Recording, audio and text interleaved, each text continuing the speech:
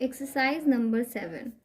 Following the introduction of the newly drafted Land Acquisition, Resettlement and Rehabilitation Bill in the Lok Sabha in September 2011, the Parliamentary Standing Committee on Rural Development undertook a thought review of the bill.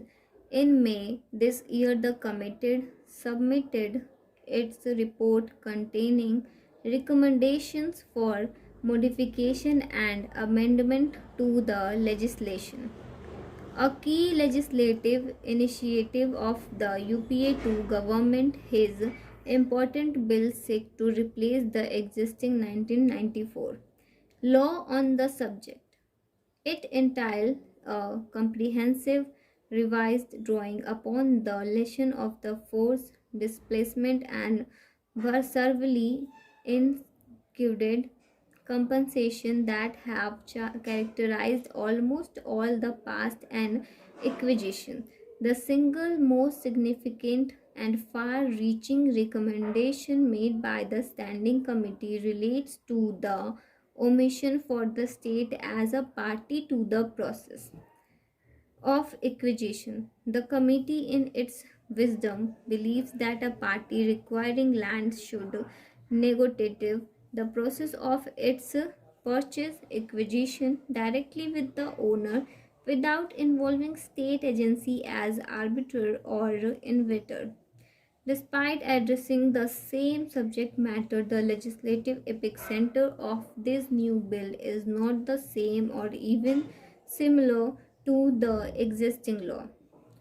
While the current law pits the absolute might of the state against individual whom it itself demands power, the new bill greatly narrows the power of the state and significantly empowers those marginalized sections that are at the greatest risk of being displaced.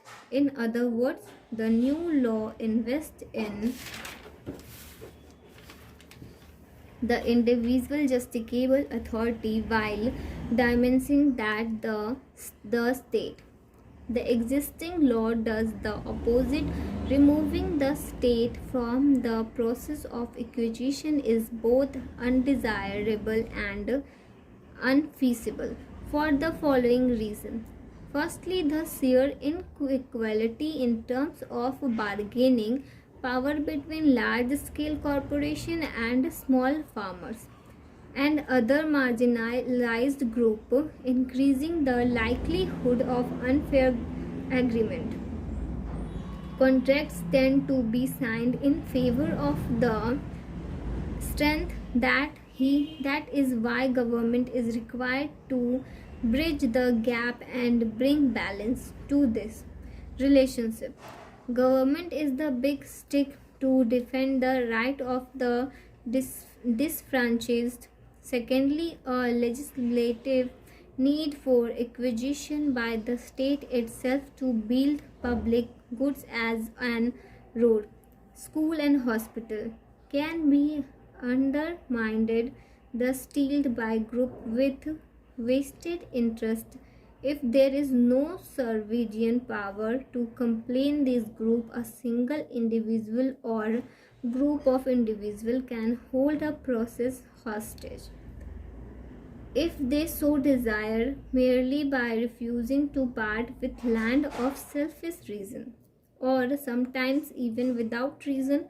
Furthermore, in time of crisis such as war, failure, and flood, coupled with absence of legislation clarifying the guarding the state's exercise of eminent domain, situation can emerge jeoparding human life. Thirdly, land can be acquired indiscriminately through transaction between private parties without giving any thought to its impact on surrounding areas and ecosystem.